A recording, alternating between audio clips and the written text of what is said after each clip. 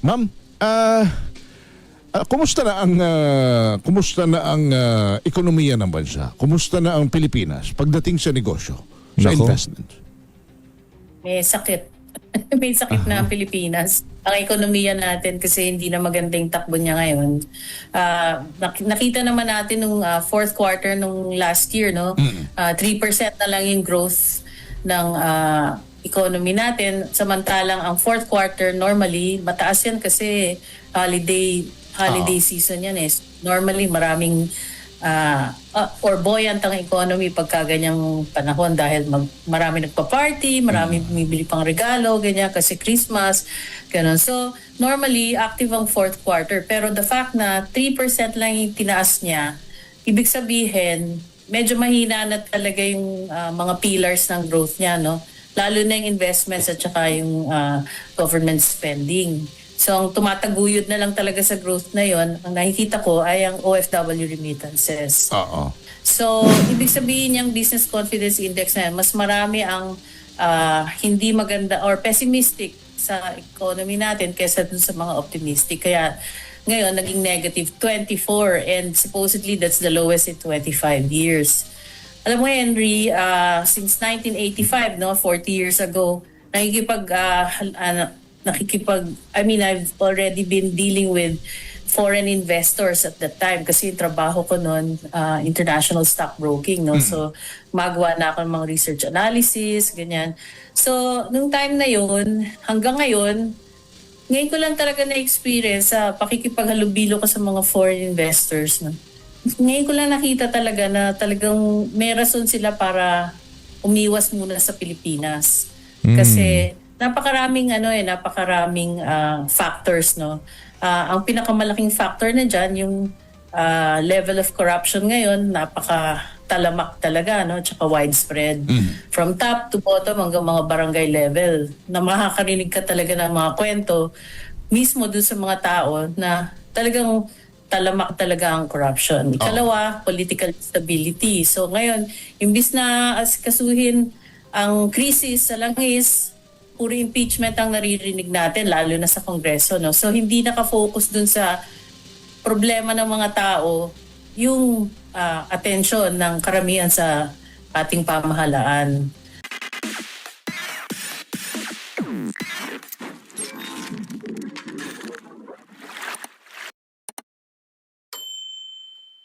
Mamaya na ho natin babaran yung interview na yan ng dating BSP Investor Relation Officer.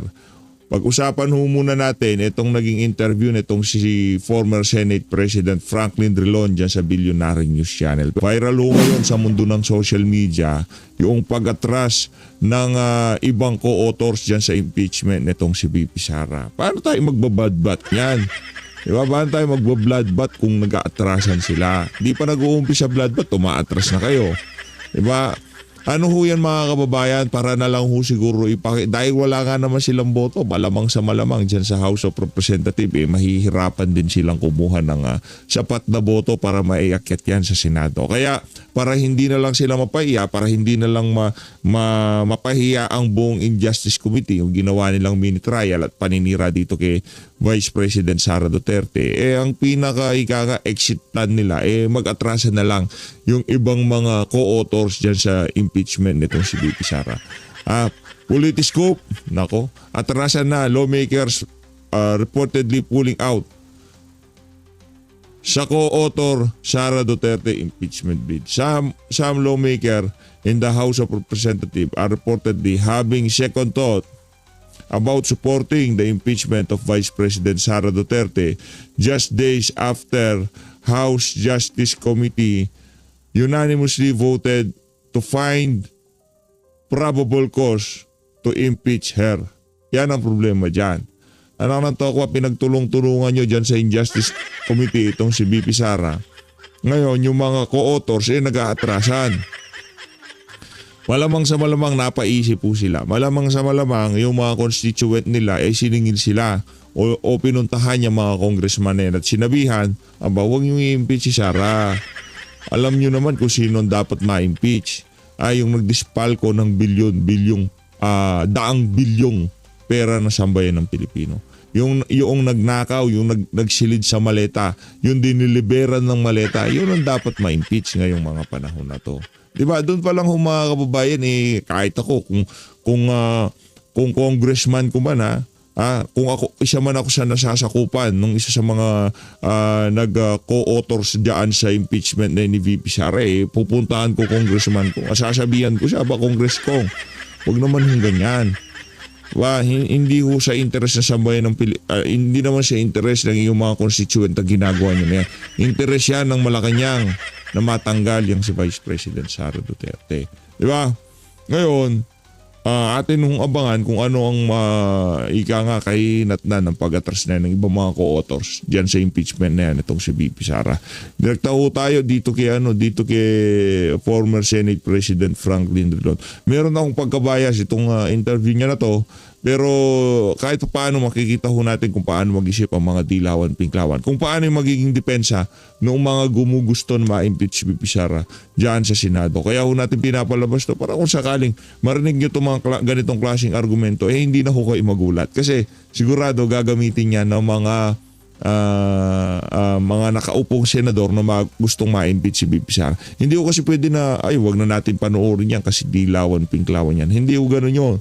Para at least kung magkaroon man ng mga argumento sa Senado, hindi na ho tayo magkagulatan. Kung ano man sasabihin dito ni former Senate President Franklin Drilon, malamang sa malamang, yun din ho ang mga gagamiting argumento ng mga kaalyado niyang senador kagaya ni Bam Aquino, Kiko Pangilinan, Risa Hontiveros, Tito Soto, Ping Lacson. Yun ho mga gagamitin nilang argumento dyan sa impeachment itong si Vice President Sara Duterte. Pakinggan ho natin mga kababayan. Kaugnay po ito nung AMLAC report.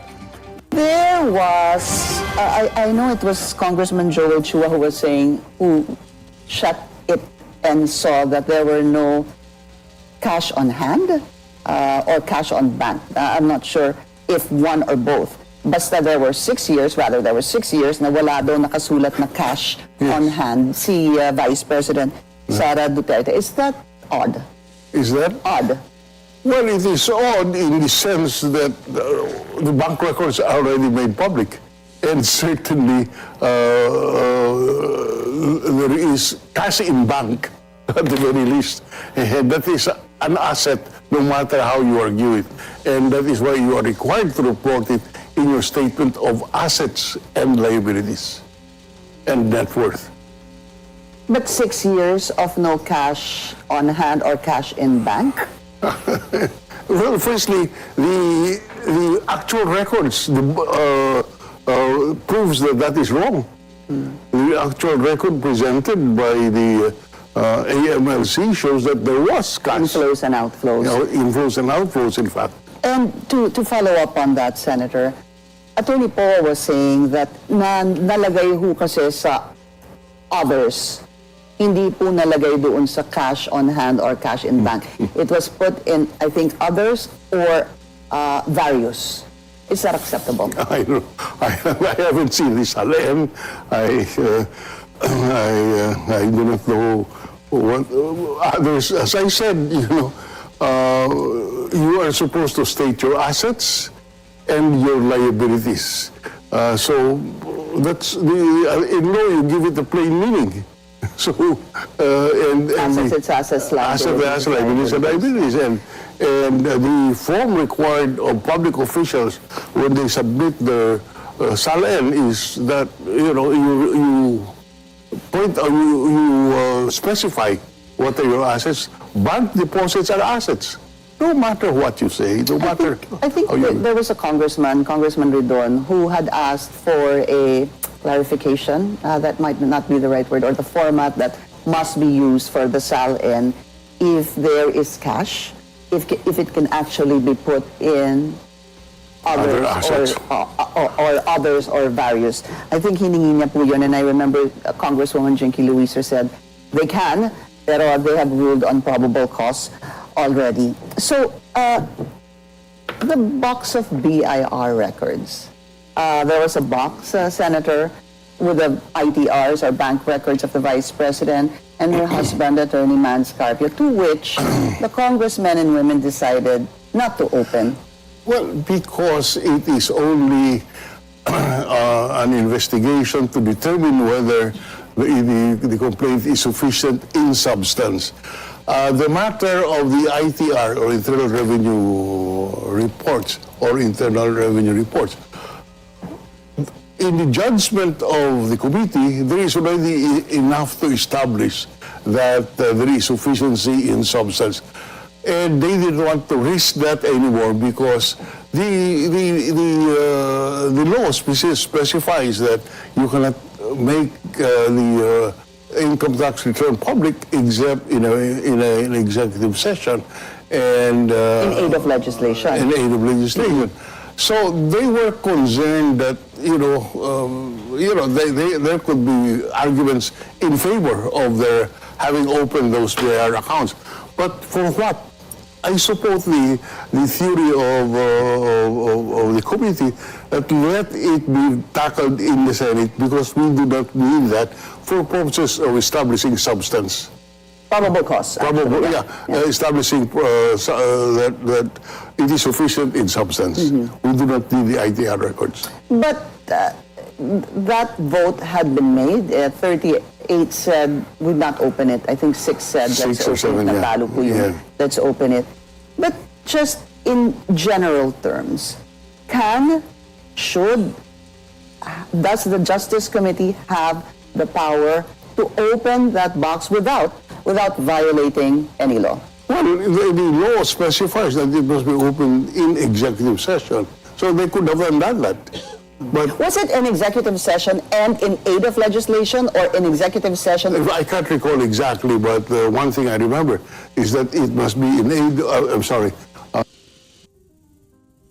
in executive session, and probably in aid of legislation. So again, there can be a debate there, So, But this is definitely not in aid of legislation. so Senator. certainly, but then it goes to the Senate, and since the House is only determining whether or not there is sufficiency in substance, why should you risk going with the other party going up to the Supreme Court? So you agree with that decision? I to open fully the box? concur with the All right. decision. Okay, now let's go to what will happen. A committee report on Monday that will be signed by the House Justice members, and then at some point, days after, this will be brought to the plenary where they expect heated debates because this is the time everybody gets to vote. That's right. And they need 1/3 to be able to confirm, impeach the Yes. Vice President.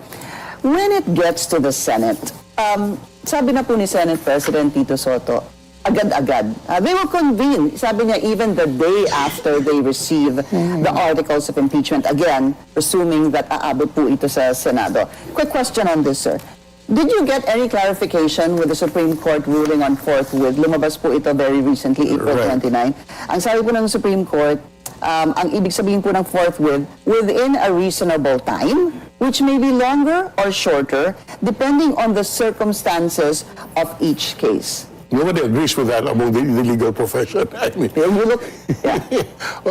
but having said that, But did it clear it up? This the rule in statutory construction is you give the word its ordinary meaning. Now, forthwith, what does it mean immediately now? But the Supreme Court said, no, it's not necessarily so. But they said that it is discretionary and the interpretation of the Senate is superior as to when they will convene. In other words, they recognize the jurisdiction of the Senate insofar as the interpretation of forthwith is concerned. So Senate President Soto said it will be tomorrow. And unless he is overturned by the majority, then the trial will take place. But that is my question, Senator. Is it going to be up to the Senate President to decide now what forthwith is? Because if the Supreme Court says within a reasonable time, which may be longer or shorter depending on the circumstances of each case, that becomes a judgment call of the Senate President. It is a judgment call of the Senate President which can be reversed by the plenary. correct. But until the plenary reverses it, he sets the date. Okay, we start convening tomorrow. If somebody questions it, and says you are wrong, Mr. Senate President. If one senator says, and that senator who questioned Senator Soto would have the majority, then Senator Soto can say goodbye to the Senate presidency. So I guess at the end of the day, it's up to the 24 senators. That's correct, Yeah, because hindi we lang are po an si Senate independent body. President. And at least the Supreme Court recognized that the Senate can interpret it in its own discretion. Yeah, because basically there was a ruling also part of it, not in these words, that it's not just up to the Senate President, but the impeachment court itself. Basically saying it's up to all 24 That's of you. correct. That's correct. But the way it is implemented is the Senate President and the Majority Leader, presumably with the support of the majority, says the trial will take place on June 1 or whatever.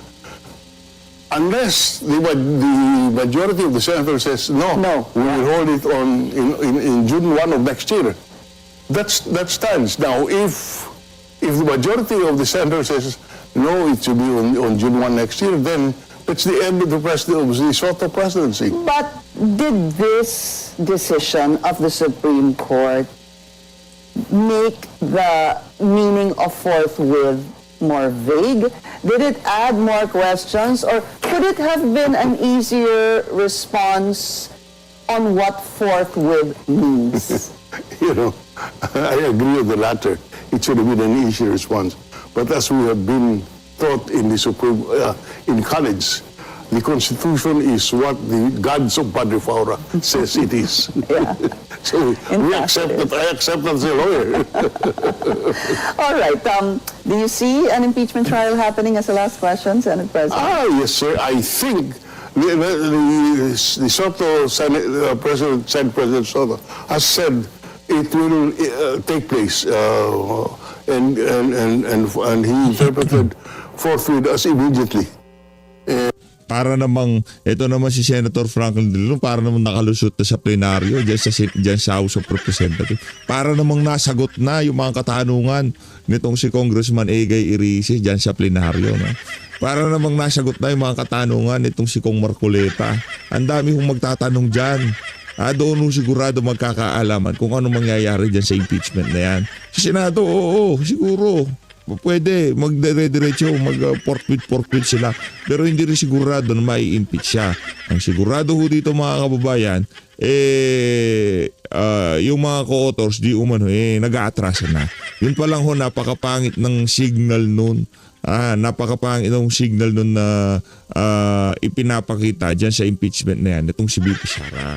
And that is something that the Supreme Court should no longer interfere with. Yun. Dito na ho tayo sa former head BSP Investor Relation Officer. Panoorin ho natin ito mga kababayan dahil nga naman ngayong mga panahon na to, maraming mamumuhunan nawawalan ho ng gana sa Pilipinas dahil nga imbis na unahin yung seguridad, unahin ng kawalan ng pagkain, trabaho, di ba? Ang inuuna ho ng administrasyon na to, impeachment nitong si VP Sara. Rekta ho tayo dito, Ging. Ano hong mga posibleng mangyayari sa mga susunod na panahon? Yung may rason sila para umiwas muna sa Pilipinas. Kasi Ma'am Cora, via Zoom, magandang hapon po sa inyo. This is Yan. Henry Uri and I'm with my partner Karen Oyong. Ma'am? Magandang hapon po, ma'am. magandang hapon sa inyo, Henry and Karen. And thank you for inviting me to your show. Opo, it's an honor. Kami po ang magpapasalamat sa inyo at kayo po yung nagpaunlak sa amin. Ma'am, kumusta na ang ekonomiya ng bansa? Kumusta na ang Pilipinas pagdating sa negosyo, sa Nako. investment? May sakit. May sakit na ang Pilipinas. Ang ekonomiya natin kasi hindi na magandang takbo niya ngayon. Nakita naman natin nung fourth quarter nung last year, no? 3% na lang yung growth ng economy natin. Samantalang ang fourth quarter normally mataas yan kasi holiday season yan eh. Normally maraming or buoyant ang economy pagka ganyang panahon dahil marami nagpa-party, marami bumibili pang regalo, ganyan kasi Christmas, ganun. So, normally, active ang fourth quarter. Pero the fact na 3% lang yung tinaas niya, ibig sabihin, medyo mahina na talaga yung mga pillars ng growth niya, no? Lalo na yung investments at saka yung government spending. So ang tumataguyod na lang talaga sa growth na yon, ang nakikita ko ay ang OFW remittances. Oo. Meron kayong binabanggit in one of your posts, ma'am, I'll go by reading this. Ang binabanggit po ninyo is worst Philippine president drove business confidence down to its lowest in 25 years. And then merong binahagi po kayo ritong graph na from 2021 na mataas yung confidence index. Pagdating po nitong 2026, tama ba ito? Tila March 2026. biglang bumulusok ho ito into a negative Oo, bumagsak siya talaga. negative 24.3. Ma'am, paano po ninyo nasabi ito at ano po ba ang nangyari? Bakit naging ganito? So yung business confidence index, hindi yan galing sa akin, galing yan sa Opo. Bangko Sentral. Yeah. So lagi nilang ginagawa yan every month. So sinasite ko lang yung mga numero nila. So ibig sabihin yung business confidence index na yan, mas marami ang hindi maganda or pessimistic sa economy natin kaysa dun sa mga optimistic. Kaya ngayon naging negative 24 and supposedly that's the lowest in 25 years.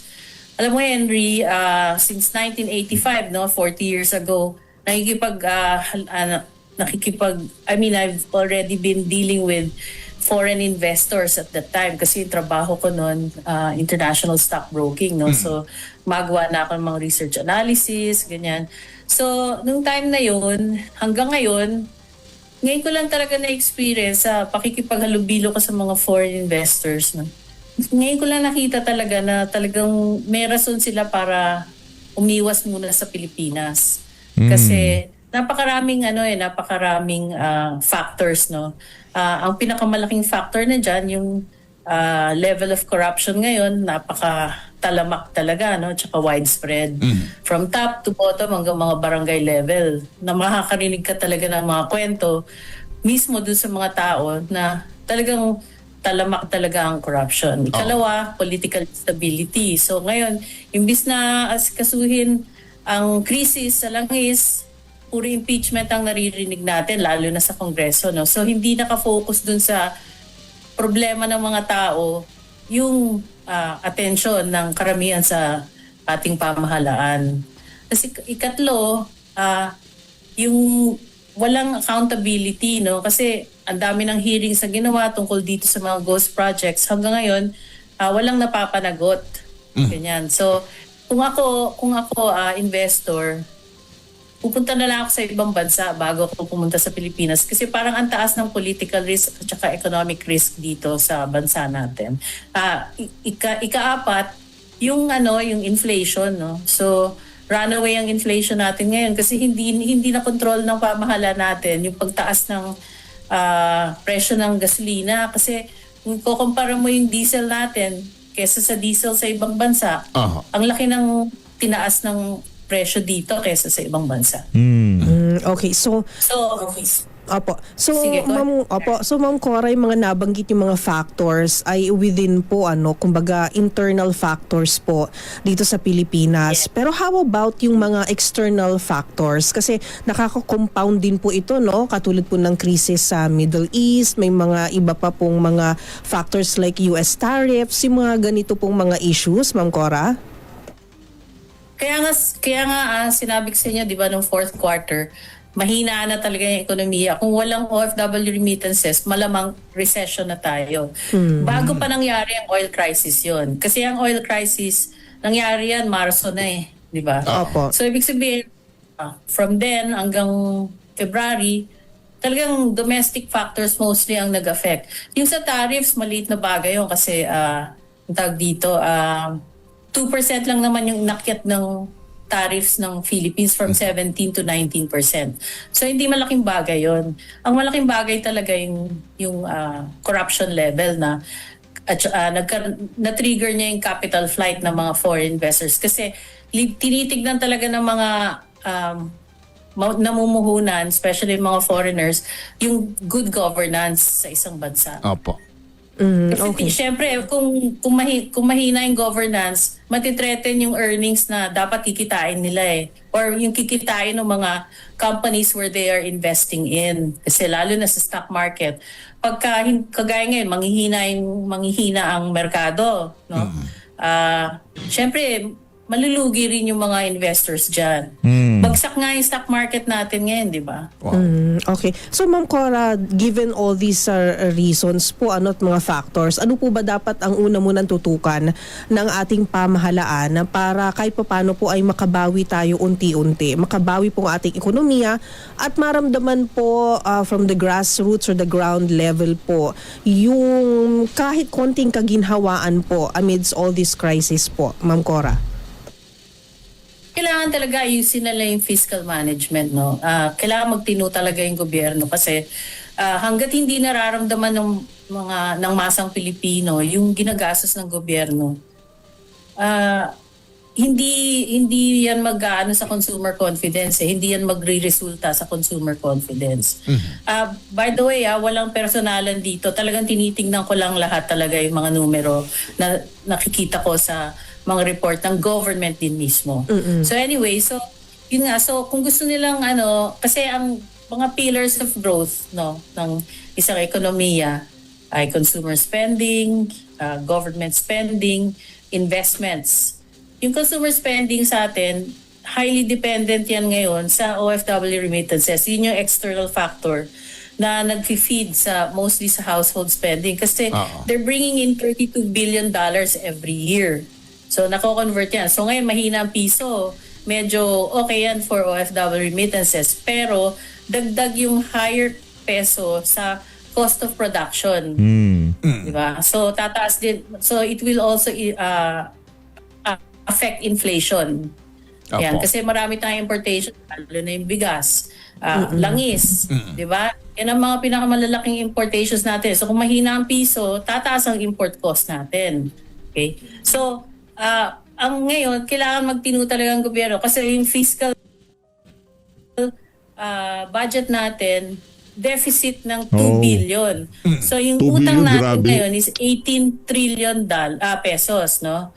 So kung ang deficit is 2 trillion, tama ba? 2 trillion. So lalaki na naman yung utang natin to 20 trillion. Grabe. In fact, yung debt service natin as of March, dumoble na eh. From last year.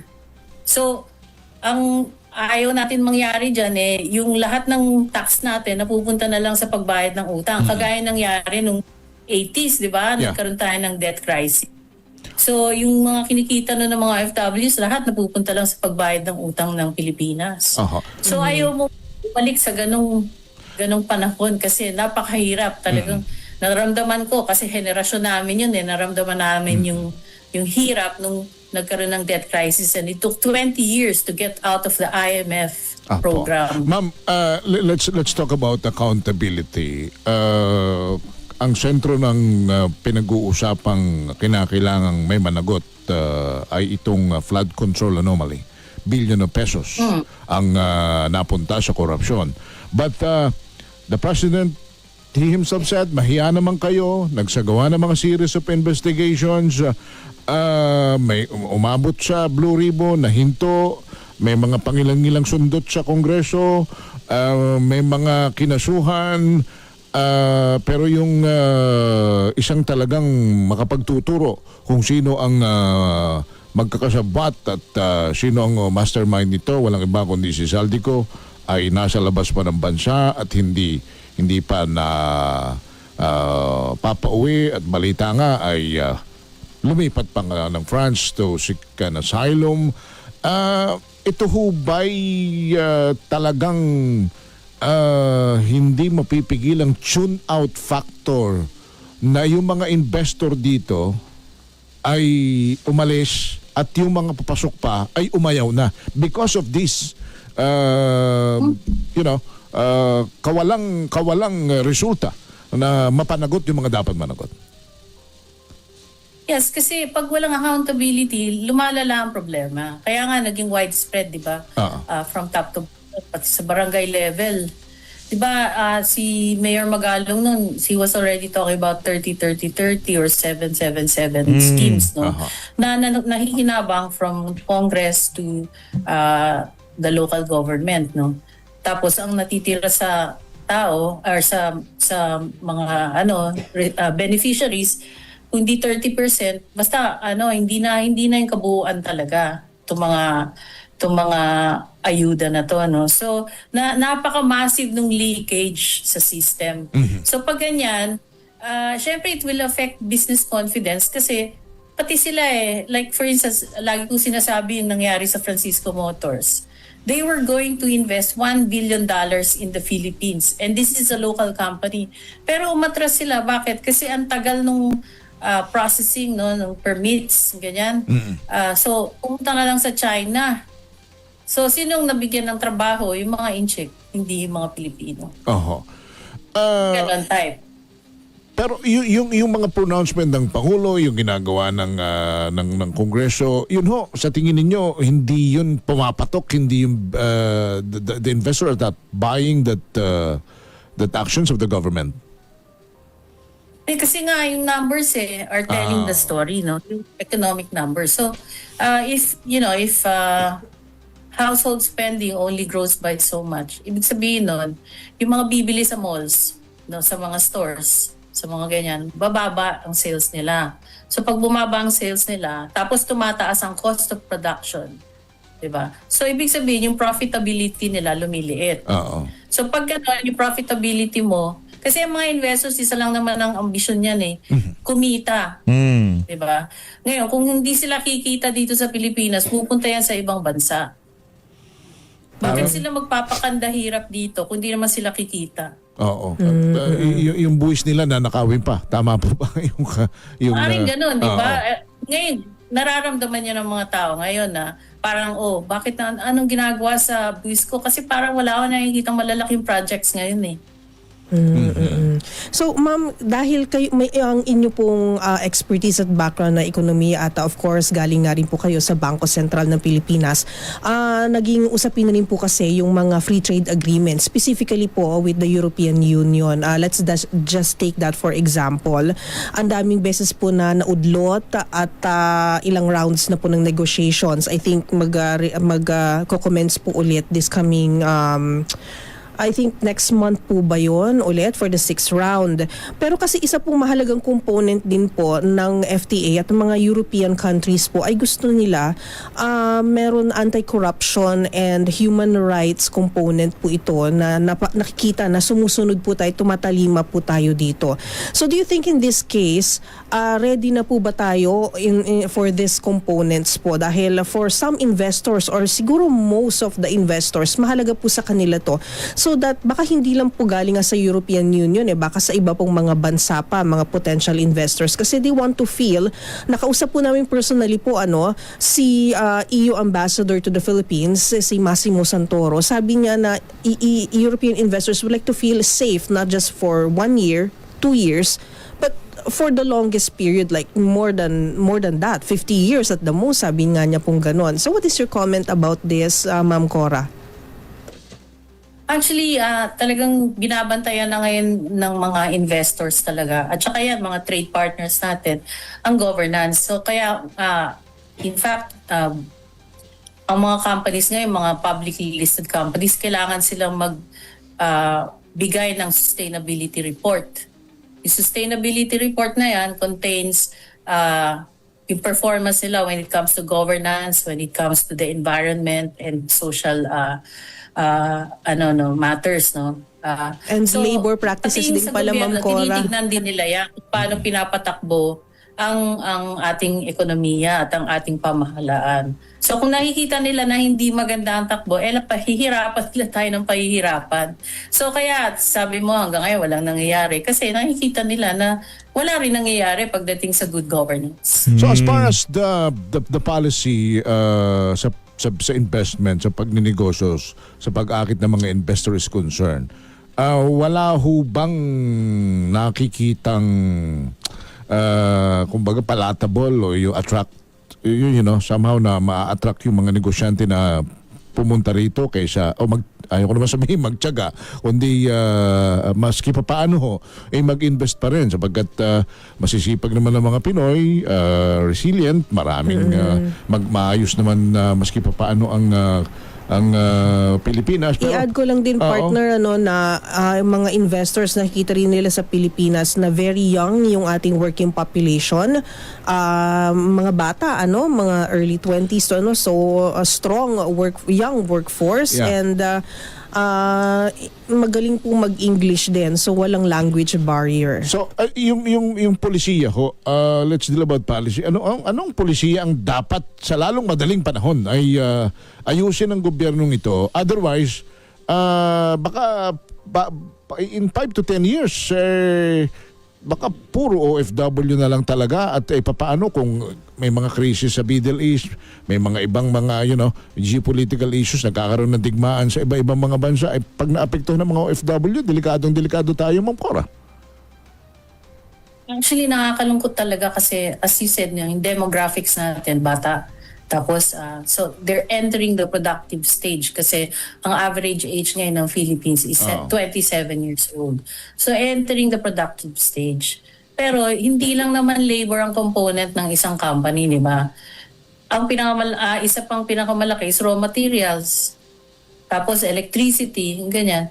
So, labor, mura dito. Pero pagdating sa cost of production, yung lalo yan, nag-i-import, madalas nag-i-import.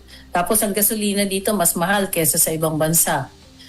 Ang electricity mas mahal kaysa sa ibang bansa. So anong pwede mong ibenta sa Pilipinas ngayon na pwedeng maka-attract na, kasi nga, like I said, ang primary consideration nila is to make money, to make profits, no? Kasi kapitalismo ang gusto mong patakbuhin Ganyan ang pag-iisip ng mga investors. So, paano mo sila ma-attract kung di naman sila kikita masyado dito? Yung margin dito mas maliit kaysa sa ibang bansa. Kaya, kita mo, Vietnam, naunahan na tayo. Di ba? Nung nag-uumpisa pala ako noong 1985, kasabayan pa lang natin ang Thailand, Malaysia. Medyo nauna pa tayo yata sa Malaysia at that time. Pero ngayon talagang we're way behind Thailand and Malaysia and even Indonesia. At naunahan na tayo ng Vietnam when it comes to foreign investment attraction. Okay. So, bakit ganun? Nakatulong din po ba, Ma'am Cora, na of course ang chairship ng ASEAN ngayon ay Pilipinas, So this is our time, ika nga, to shine, to promote our country and our businesses. What do you think should our government do about this? Well, they have to really clean up the government as early as now. If there is that political will, no? I don't know if there's any political will. Kasi yung Congress, nakikita mo naman, impeachment pa rin talaga ang inaano. Dapat ngayon, they're paying attention to the energy policy, no? Dapat tinitingnan nila, should we have a strategic petroleum reserve? Should we have an oil price stabilization fund? Should we, strengthen our bilateral relationships when it comes to oil supply with Russia, with China, with the ASEAN countries? May mga nagtatanong ba ng ganun? Parang wala di ba? So dapat yun ang priority ngayon kasi nandun yung crisis So if I were an ASEAN partner, I will ask myself, bakit ako pupunta sa Pilipinas ngayon? So parang nakikita ko baka yung high level representation hindi mangyari. Baka magpadala lang sila ng mid-level representation.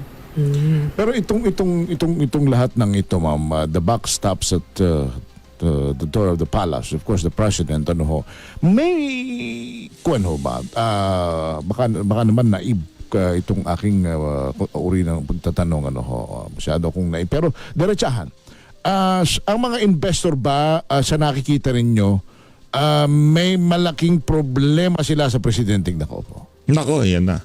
Mga tanong. Well, it reflects on... Palakpakan muna natin ito si Sir Henry Uri. Yung mga gusto kong tanong, rektahan, di ba? Kasi kung ikaw ay mamumuhunan, agad mo titignan ano ba polisiya nung kasalukuyang administrasyon. No? Tama naman yung tanong na yan. Pero ingat-ingat, Sir Henry Uria. Pinag-iinitan ngayon yung mga kritikal dito sa Bangag administration. The economy, kasi 3 years na yung presidente, di ba? Or more than 3 years, in fact. So, in 3 years, yung last year niya, missed the economic target by a lot. Kasi the economic target was between 5.5 and 6%. Ang na-achieve lang niya, 4.4. So, the question is, does that reflect on the governance of the president? Of course it does, because yung economic vision niya is reflected on the economic numbers.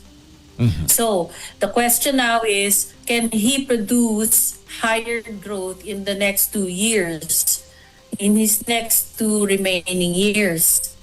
Kagaya ngayon, nakikita natin, wala pa rin masyadong mga bagong projects kasi nga, puro impeachment ang inaasikaso, di ba? Nako. So, how will that Yung mga ganong klaseng statement, ayaw ho yan ng PCO eh, no? Ayaw ho yan. Ayaw ho yan ng PCO. Kaya abangan ho natin itong programa na to ni Sir Henry Uria kung yan ang susunod na ipapadispatcha ng Malacanang. down to higher economic growth. Bumagsak to minus 24, which is the lowest in 25 years. So how can you attract investors ganyan? Opo. Pero Ma'am Cora, naintindihan po natin na kailangan yung focus ay hindi ma-distract, no? Pero paano po natin babalansehin na of course there are issues pa rin po, domestic issues about corruption and accountability. Kailangan pa rin pong imbestigahan, kailangan pa rin pong silipin, kailangan pa rin pong hulihin ang mga accountable po sa mga charges po, corruption charges or issues. But at the same time, yung hindi po napapabayaan yung ating ekonomiya amidst all what is happening po. Yes, kaya nga 'di ba? So ngayon, magkano lang ba na isole? 650 million. Magkano ang nawala? 1.5 trillion. So Nako. that 650 million is just a drop in the bucket. So how do you recover the 1.45 trillion or probably even more, 'di ba? Kasi napakalawak, hindi lang naman sa flood control nangyayari ang corruption na yan, di ba?